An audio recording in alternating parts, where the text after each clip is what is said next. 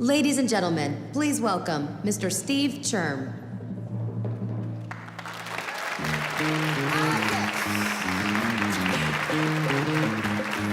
Well, looky here, what do we have? Another pretty thing ready for me to grab. But little does she know. You know, when you look at a 4x6 or a 5x7, you're holding it in your hand, it just looks so innocent. And then when they do the Edwards cinema size, you realize you're very exposed. But you know, Courtney, I have a lot of confidence. I didn't necessarily strap it on today, okay? I didn't necessarily strap it on, but I've come loaded with confidence today. You know, thank goodness my relatively new boss, Emil Haddad at 5 Point, didn't see these photos before he hired me last fall. Otherwise, I might still be crisscrossing America up in the air in the news business and not part of your great industry. So I'm delighted to be here today. Thank you very much. Absolutely. You know, and I look at the photo on the lower right, and I don't want a friend of mine, Larry Webb, I seem to have owned several homes that he has built, to recognize that way back when, wheat germ, cantaloupe, and a bottle of Jose Cuervo was sort of the standard diet in my Volkswagen bus. So, yes, I've changed a bit from those early years, but the one constant in my life has been an innate curiosity about other people. I like to learn something every single day. So when I was invited to moderate this panel, it took me just a few seconds to say yes. Being able to learn is a gift. And this morning, this conference is presenting to you 3 wonderful gifts. Joining me in moments on stage are 3 widely respected leaders in our industry, women who have navigated their way to positions of influence and impact through their hard work, their talent, and most importantly, the passion about what they do. Best of all, they want to share their stories and provide some personal thoughts on how best to reach your goals and at the same time find happiness, that ever elusive quality that we all need every single day, happiness in your lives. Now the great news is I get to sit with these ladies and have a coffee conversation in moments. The bad news is 45 minutes is not long enough for any one of these industry stars to share their story, much less 3 of them. But it's my job to keep the conversation moving and finish on time. So, without any further preamble, let me bring each to the stage, and as I do, direct your attention to your program where there is a full bio on the richness and success of each one of these panelists. I'll give you just a taste. First, I'm delighted to introduce the Executive Senior Principal, President and CFO of Lifescapes International, Julie Brinkerhoff-Jacobs. She has been active in the real estate industry for 40 years, focused on guiding, managing, and overseeing the growth of this results-oriented landscape architectural firm, a consummate community collaborator. She has a long list of awards and honors. Please welcome Julie to the stage.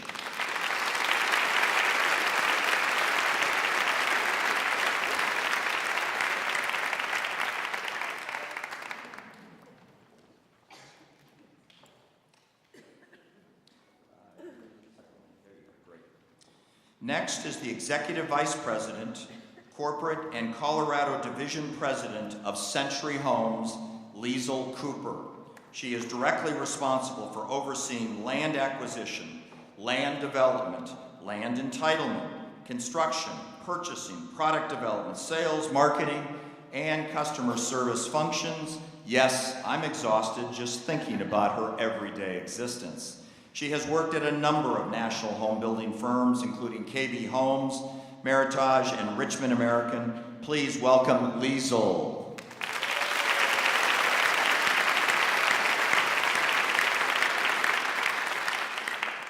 Finally, I'm excited to introduce the president of the Dallin Group Architecture Planning, Nancy Keenan.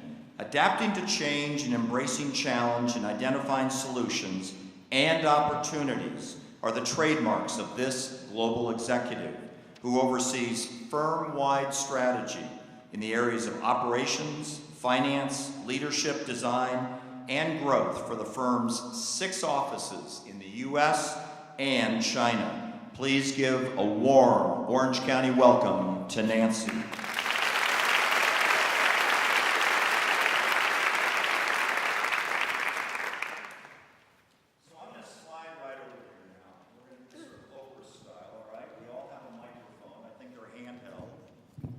Take this. Ladies, are we doing okay so far? We're doing great. Good morning. Yes. Thank you. Good morning to you. So, the format is simple. In the 35 or 40 minutes we have left together here, I want to learn how the 3 of you have arrived at the pinnacle of your business and hopefully help our audience, these 500 plus people here with us today, leave them with a couple of nuggets on what they can do right now to grow and expand their careers. So Julie, I'm going to start with you. As you were growing up, what is it that you wanted to be? And ultimately, who were the individuals along the way that made that impactful difference? That word mentor comes out in your life. Julie? Well, for those of you who know me that I usually don't follow scripts when I'm told to follow them. So I'm not going to break course. I'm going to tell you who they are because, first of all, I have part of the Lifescapes team here, and without them, I wouldn't be doing what I'm doing. And so I want them to stand up, please. These are people that have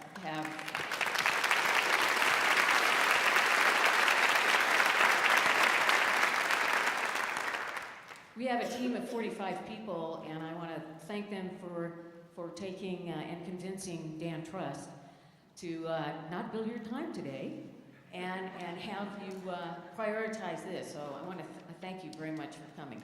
The other person I want to thank is my daughter, Maya, who, you got to stand up to. People got to know that I actually have a child. Many people didn't know that.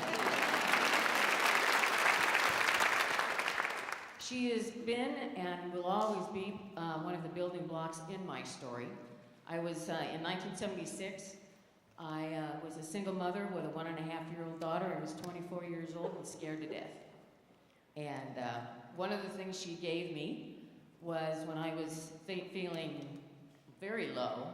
I had a little tiny apartment in the back of a terrible house. I lived on Balboa Island. That part wasn't terrible.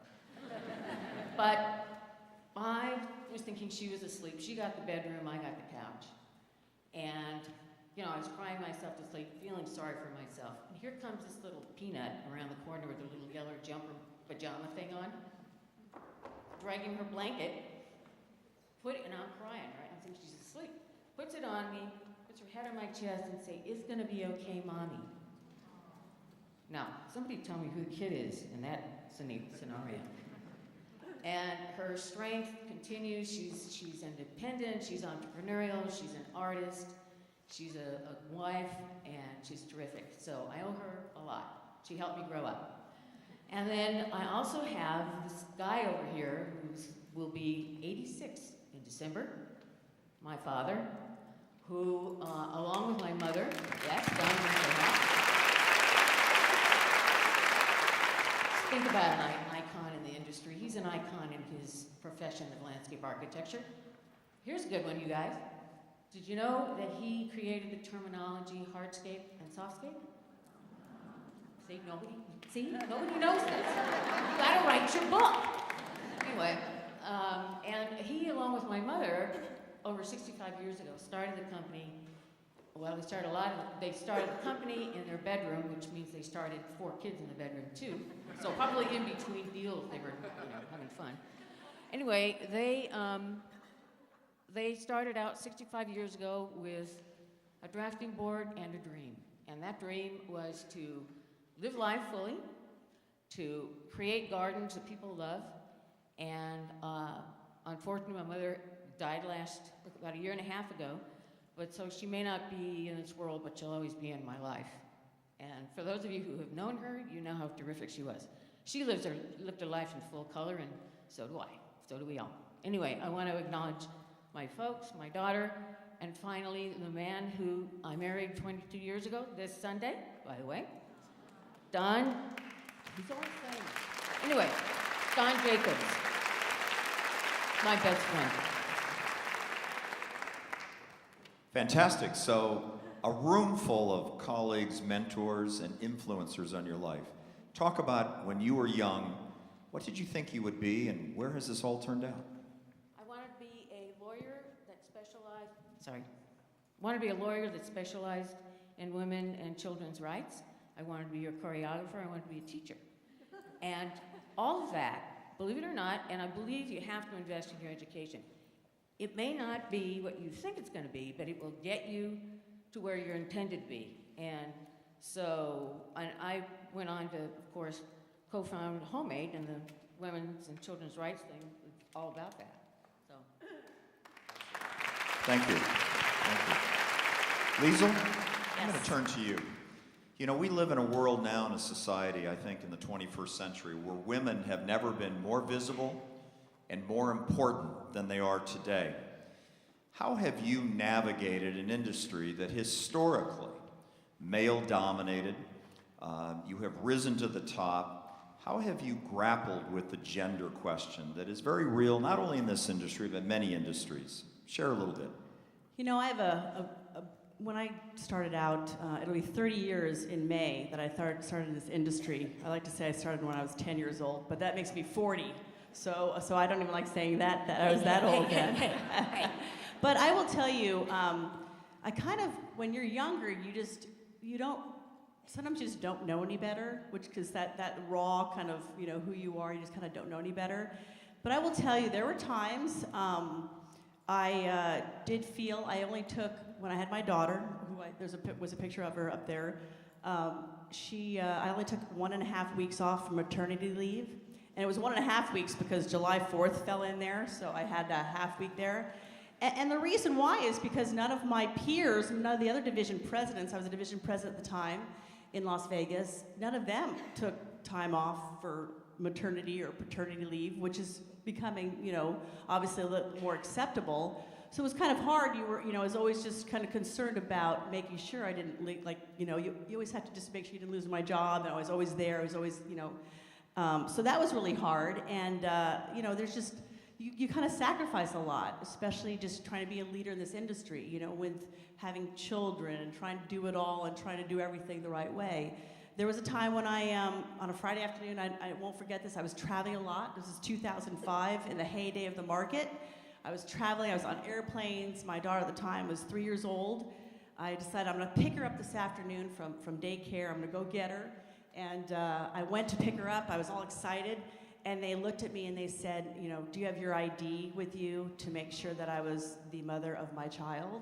And that's heart-wrenching. And so I'm sharing these stories with you because that was really heart-wrenching. Walking back to my car, first of all, I was excited the security was pretty good at this place. I'm a little upset that, my blonde-haired, blue-eyed daughter, who looks fairly like me, was being questioned. But those are the things that listen, I'm 10 years later and I'm still talking about this story.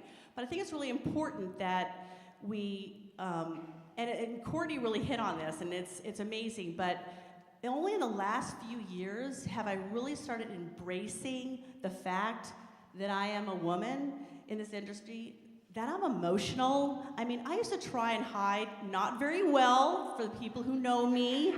I don't do it very well, but try to hide the things that really make who I am, I believe, super special to my team, to my family, to this industry, which is my emotions and my passion and everything else. And I've only really started to embrace it. I read this article about how women sometimes are trying to be a little medicating themselves, because we don't want to show our emotions. And I've never been medicated, which y'all probably know that's for sure. But my point is that we've got to stop, including me. I turned 51 yesterday, and we've got to stop we really have to stop trying to cover up who we are and be, as Courtney said so well, I was on my seat on everything she said, and really embrace who we are and who you are as a person, and not try and cover it up. So I don't know if that really kind of answered your question about being. Absolutely.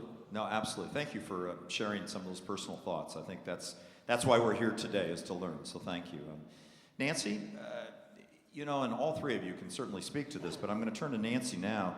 You know, adversity is part of any success story. Nobody goes from 0 to 100 without a bump along the way. Share with us maybe a moment or two in your very distinguished career where you've had some setbacks, you've run into some adversity. How did you deal with it? How did you learn from it? And how did you move forward from it? Well, it was interesting that Courtney talked about struggle. I think, you know, struggle is part of something we do. It's ingrained in everything we're doing every day. When I think about adversity, I really think more about the beginning of my career and how you get started, how you become a woman architect in this industry, and really right back to how I chose to be an architect. When you ask most men, you know, when did you decide to be an architect? They've known it since they were a little boy. They grew up knowing that's what they wanted to be. I wanted to be a doctor. I grew up knowing I wanted to be a doctor. I love science. I still love science. So I started out at Arizona State as a biology major, and I worked nights and weekends at the hospital, and it was a trauma center. And so by the time I was 18 or 19 years old, I'd seen a lot of really scary things, and I came home one night and said to my dad, I said, I can't do this. This isn't me. I just can't be a doctor, even though I've always known it. So we're going through the course catalog, and you know, my dad was a Marine Corps commanding officer. You know, he said, there'll be no liberal arts degrees here. You're going to get a real job. So, we're going through the course catalog. Well, I also was good at math. I loved to draw and paint, and I said, how about an architect? How about if I do that? And I don't remember the whole speech he gave me, but what I do remember is that there was never, you know, do you have the capability to be a doctor or an architect? It was really just, what choice do you want to make? And so I think that when we come up across adversities, those people who are believing in you, that you draw from their strength. And I really think that's one of the great things that adversity and struggle does for us. As it turned out, I loved being an architect. I loved to design. I spent the first couple years of my career designing custom homes. And one day I was in my mid-30s, and Doug Dolan calls me up and said, we're having a lot of trouble with the project architect on the Coronado Golf Course Clubhouse, and this is a big publicly bid project. He said, will you take this project over? And I said, well, I've only designed houses here. I don't really know anything about payment requests and commercial kitchens and grease hoods and all of that. And he said, don't worry, you'll learn it. So I spent the next 18 months going out to the job site and on the phone every day with very seasoned contractors who I swear tried to make me cry every single day. And I just didn't want them to see it. But what I do is I'd get up and I knew there was something about knowing that someone again had confidence in me, and I had the strength to go out there every day and make mistakes and know when I was right and to stand my ground. And in the end, I think they really respected me, and for me, I went on to design many clubhouses after that, so it actually gave me a very good jump start in my career, so. Thank you very much. You know, Julie, when we break for lunch at some point, somebody's going to walk up to you and they're going to say, geez, Julie, I've always wanted to meet you. I've always wanted to talk to you. You have such a career. Tell me 3 things I should do to continue to move forward in my career. Give me 3 thoughts. What would you tell that individual in you know, that sort of elevator speech pitch? 3 things that individual needs to think about every day to be successful and grow.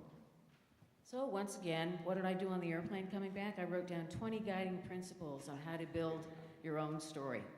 So for those of you who want to, I will not tell them right now, but I think the 3, so if anybody wants a copy of it, please see me at lunch or whatever. I'd be delighted to share them with you. It's what helped me, you know, have a very, very successful career full of all kinds of activities. And I'd be happy to share them. But I think the one I've already mentioned, investing in your education, you're doing it right now. and having conversations. Courtney, I love your energy. Dad, I want to hire her to come in and do a motivational talk. He doesn't make those decisions anymore, so it's kind of fun, you know? But anyway, well, thank you for that. And so education, it's a lifelong, it should be a lifelong joy. And so that's number one, invest in yourself and in others. And once you reach a point in your career where you think you might be able to really influence others, please do so. You influence, by the way, all the way along.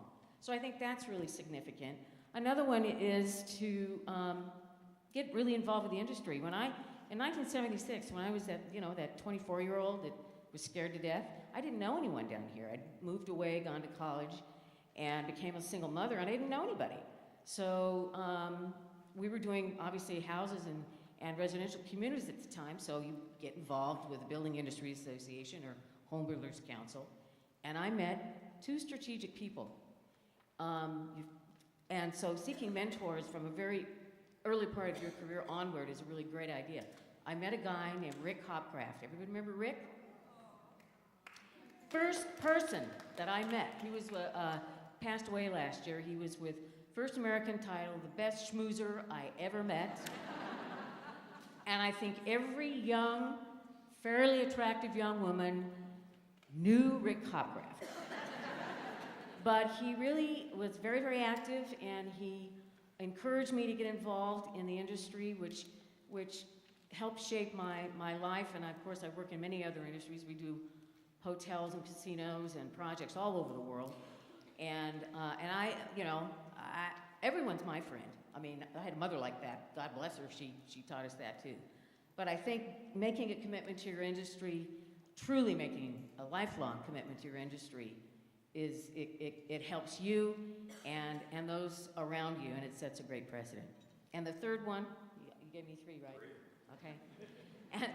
And the third one that I think is also critical is to, in times of adversity, please have everyone still remain standing from the dialogue that you have with them.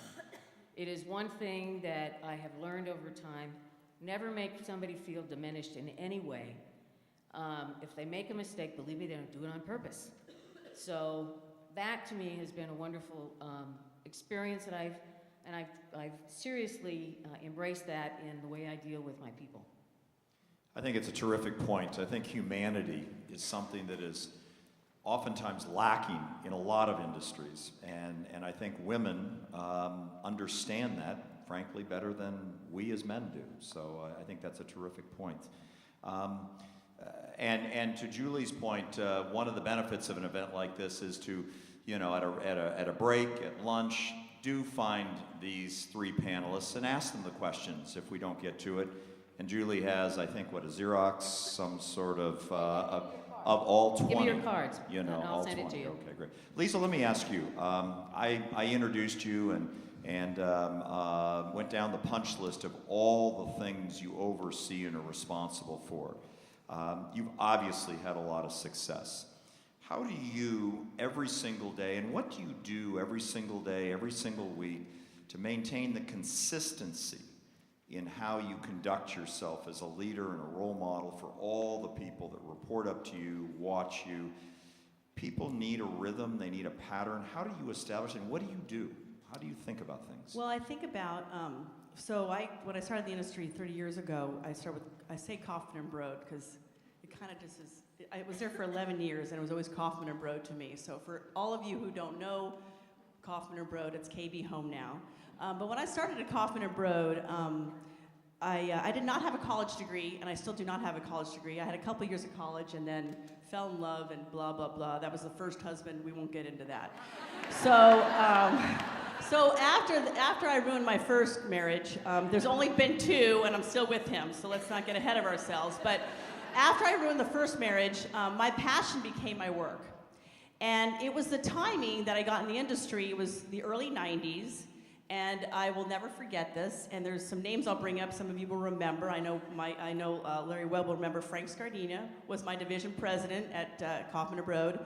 And Gordon Milne, who just retired from Ryland Holmes, as the treasurer, was our president of the merch company. Long story short, we had like all these senior people, because remember the time, I mean, if you knew the early 90s, we got rid of all the middle managers. We had these senior people, and then you had these lower level people like me, right, who did like everything they could, paycheck to paycheck, living in Brentwood in like a studio, right?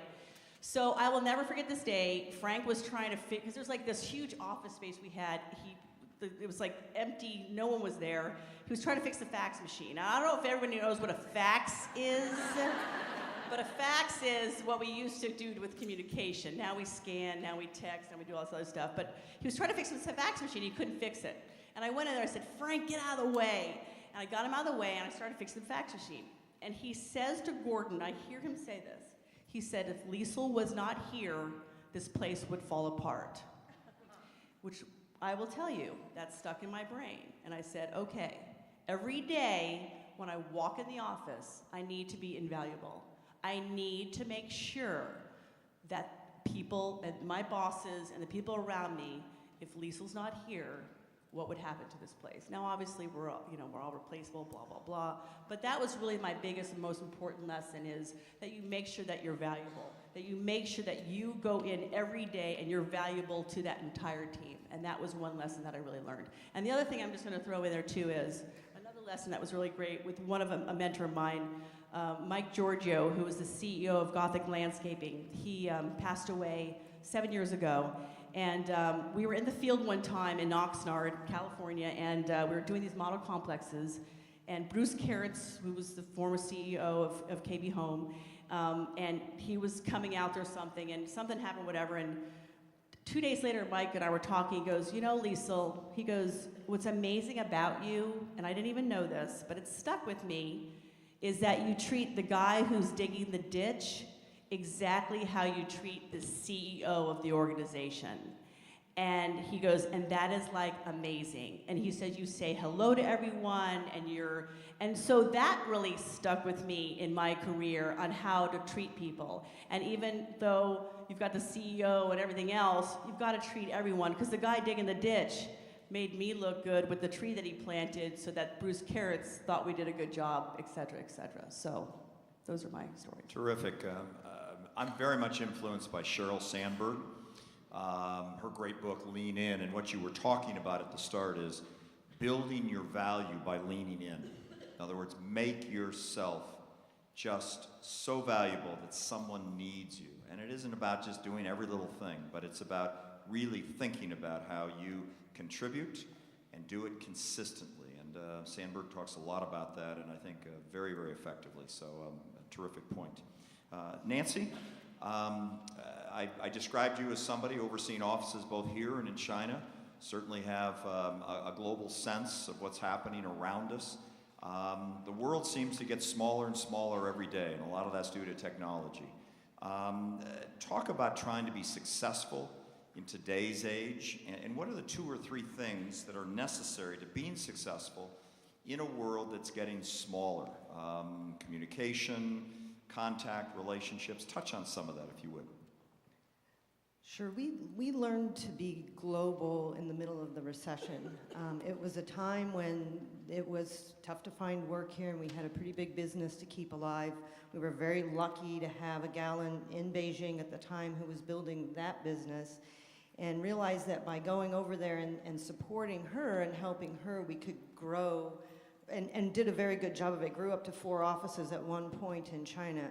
During that time, we learned a lot about transferring. The digital world makes it so easy to transfer information. But what we probably learned the most is that people are the same everywhere. And what came out of it was not just this digital transfer from office to office, it was really getting to know the teams. I traveled to China over a 5-year period about 40 times for 2 weeks at a time. And so I would travel with people, and we would go from city to city to city making presentations. I'd get to know about them and about their families. You would find out that their hopes and their dreams are the same as the hopes and dreams of folks here. And so what it meant for us that we brought back from that is now our offices, we have 3 offices in California, we have still 2 in China, and we're about to open an office in Washington in a few weeks. Our offices don't stand alone, they integrate. So just yesterday I was talking with someone about a project where we had you know, designers in Solana Beach. We had staff doing 3D work in China, in Beijing, and somebody's up in Pleasanton transferring drawings. And so it's that integration, because they all know each other personally, they're friends. They can call each other on the phone and feel like it's, you know, it's the technology is what makes it easy, but it's really the relationships that glue it together. And so we're really excited. Now we feel like we can open these new offices and give people chances, and they know that they know how this works. Question for the three of you. I'm going to ask you all the same question here. Looking ahead now, we've been talking about your past and how you sort of got to where you are, and some of the things you should be considering if you're trying to expand your career. What does the future of this industry, through your own filter, look like? Where are the opportunities, and how does somebody bolt on to those opportunities? Julie, you want to take a shot at that? Well, John and I participated in an article, which, if you're interested in that too, if you didn't read it, and it was all about opportunities for women in this industry.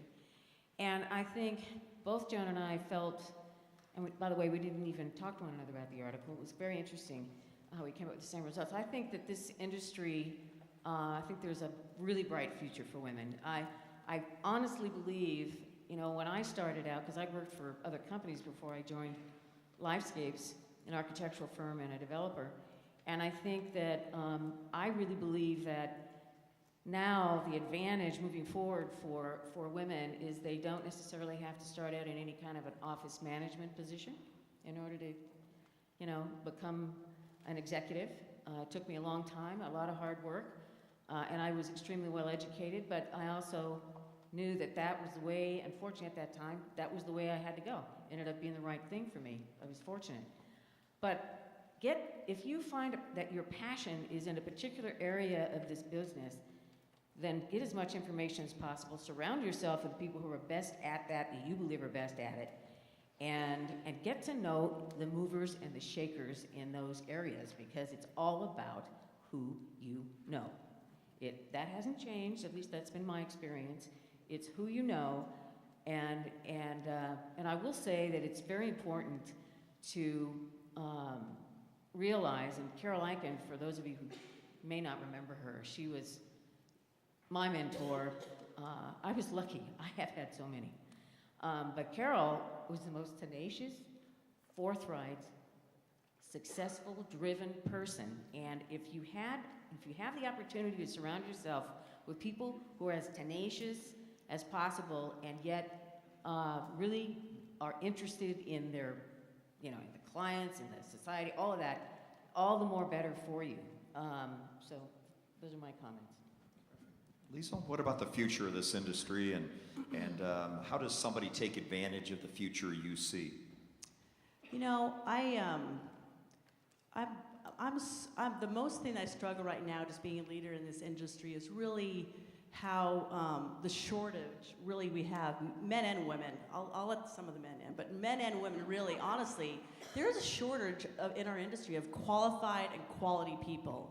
And I interview and I'm talking all the time, and I'm trying to really now get into colleges and trying to figure out a way we can get, because we have not done a good job, I think, not, you know, different companies do better jobs, but the companies I've worked for have not done great jobs in getting younger people into this industry.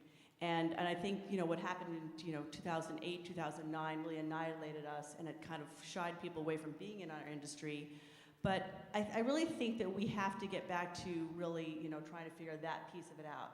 With that being said, I interview people all the time, and listen, this is hard work. Home building it's hard work.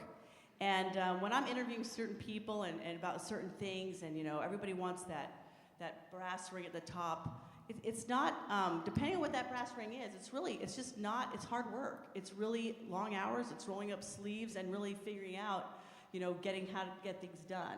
And I think interviewing this new generation, or this, you know, I hate to say millennials, and I hate to like generalize, but there's a different mentality.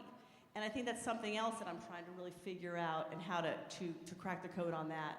But I will tell you, I think one thing we're trying to do also is take women from the roles of just being in the marketing and the sales arenas and getting them into purchasing, construction, other parts of it. Because I mean, I came up from the sales and marketing background, and you know, a lot of the senior women in the industry, that's where we come from. But I think we need to diversify it in the lower areas so they come up from the different ranks of it, if that makes sense. But I think this is going to be a struggle for us, and I think we as an industry, there's a housing summit that's coming up in a month or so at the Ritz-Carlton, and John McManus, thank you. I almost said John Burns. John McManus had reached out to some leaders to say, and my biggest thing is labor shortage, labor shortage, labor shortage. Just really with this industry and what we need to do. And I think it's something we all need to start talking about and figuring out a lot more. So that's probably not a very good answer, but it's something that it's a terrific answer. A struggle that I'm dealing with daily on getting good people and qualified people. I mean, what it says to me, and I am proud father of 3 millennials, it says, you talking about shortage, I hear opportunity.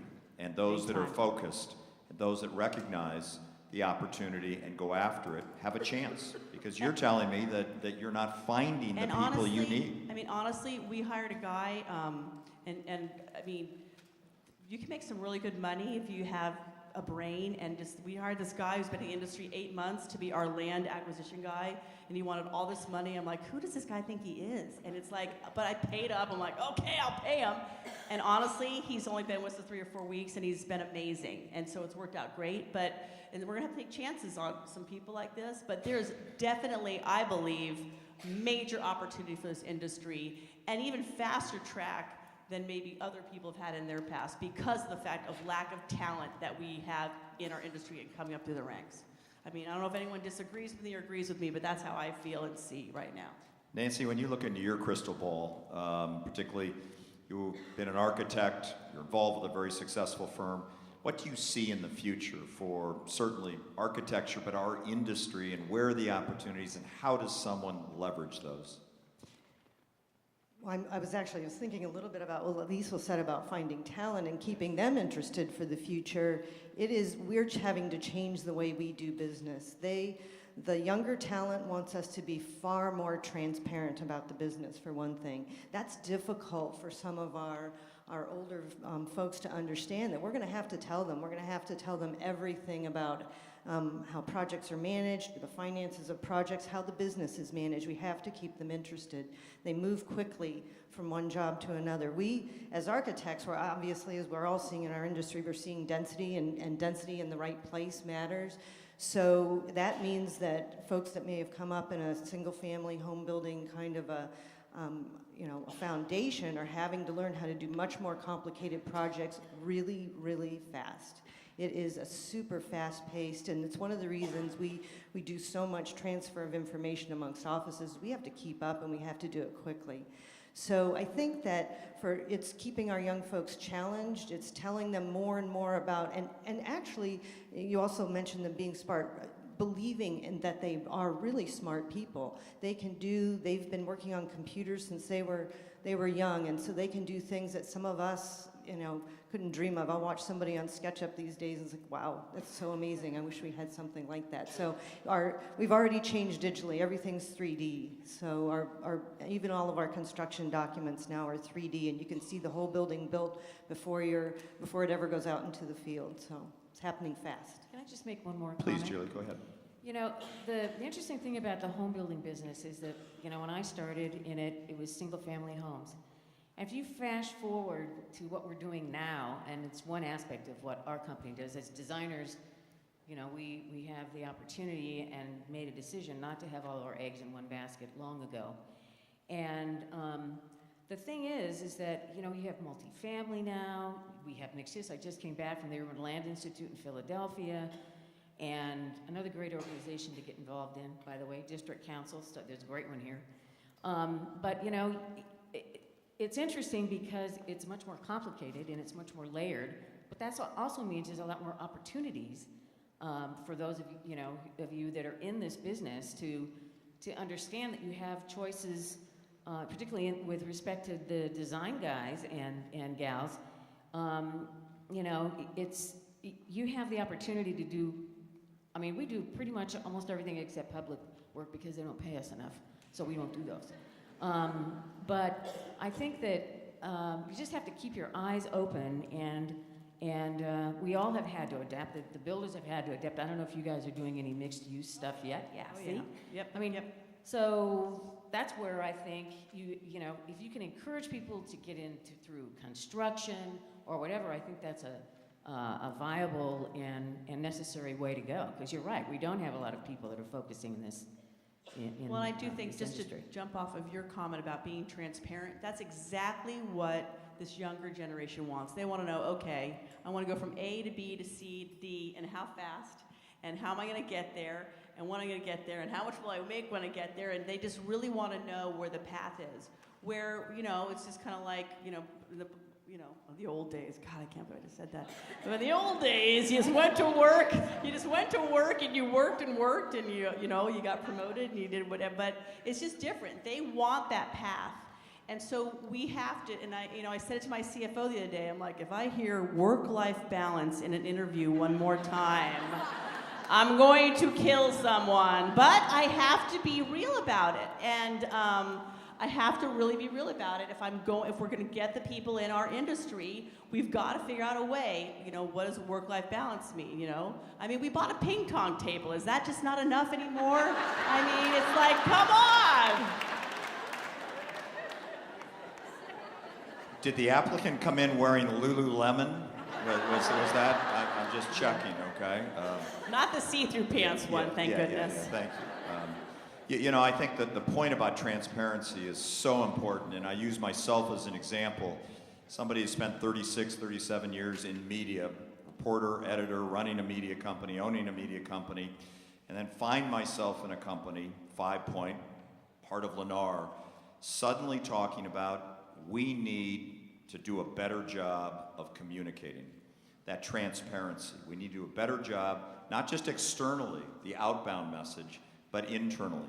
Our culture is not where it needs to be because the people we're bringing in expect that. Young people have so much access to information through their phones and their world that they want information, not only about the outside world, but about where they're sitting, what they're doing. And so I think that's a great point. I think companies in any industry have to recognize it and come to terms with it and grow comfortable with the idea that I'm going to have to communicate more than perhaps I have in the past. Because if I don't, somebody else fills that void for them, and that's dangerous. So, Can Julie, one please. last comment. You know, it's interesting because when we're talking about this, I realize that we have representatives of every generation in my company. I've got a traditionalist, my dad, and a baby boomer. We've got Gen X, and we have millennials.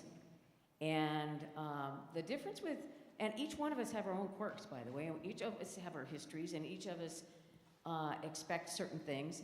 But I will tell you that I went to lunch last week with Natalie over there, landscape architect, and she's outside of being very bright, she's very, very much committed to landscape architecture.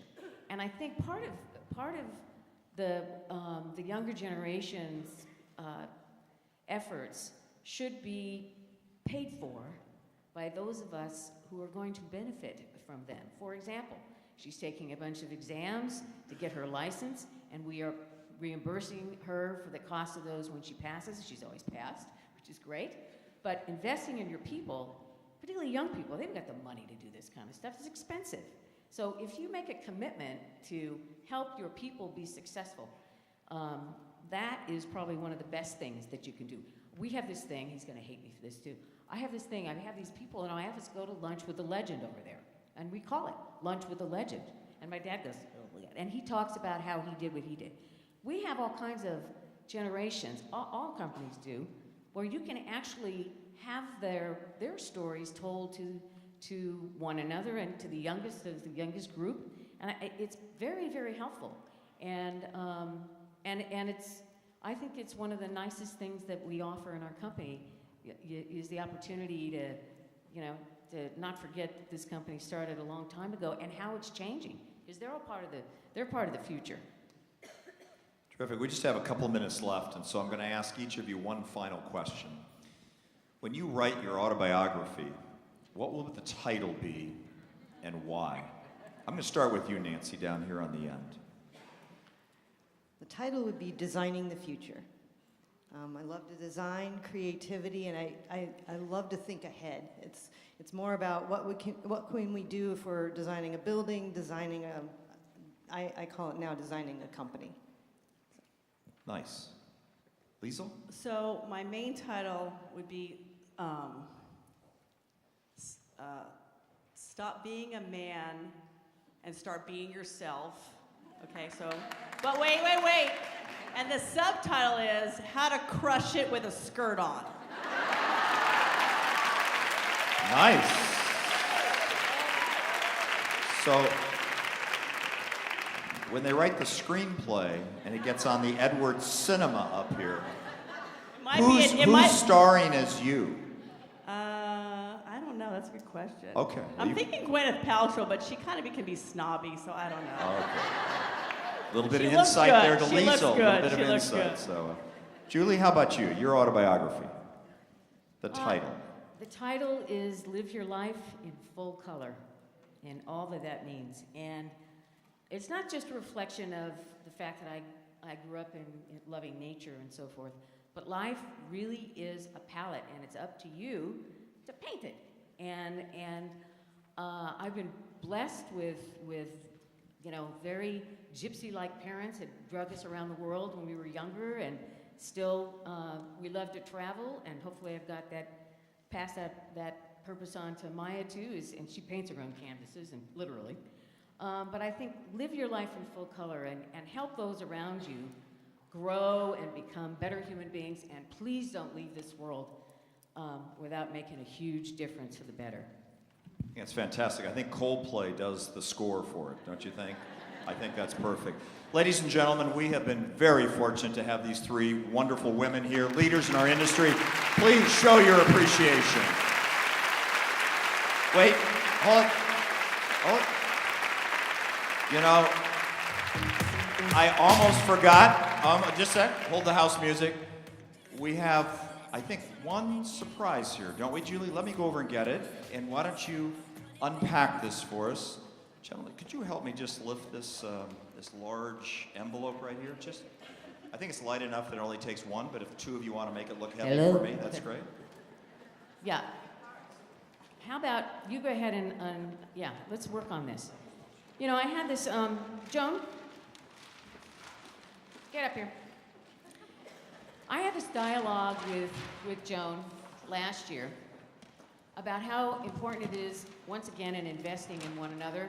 And so I had a talk with Joan, and she said, well, you know, Julie, I said, how come we don't have scholarships for women, and how come we don't do that? She goes, well, you know, the money for these events help the general fund for BIA, but maybe we'll think about it in the future.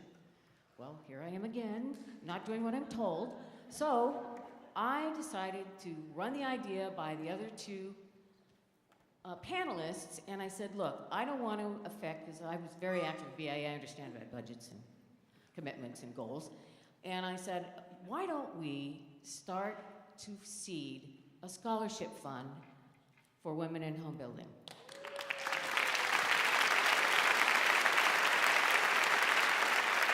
That's called living life in full color right here, all right? Fantastic.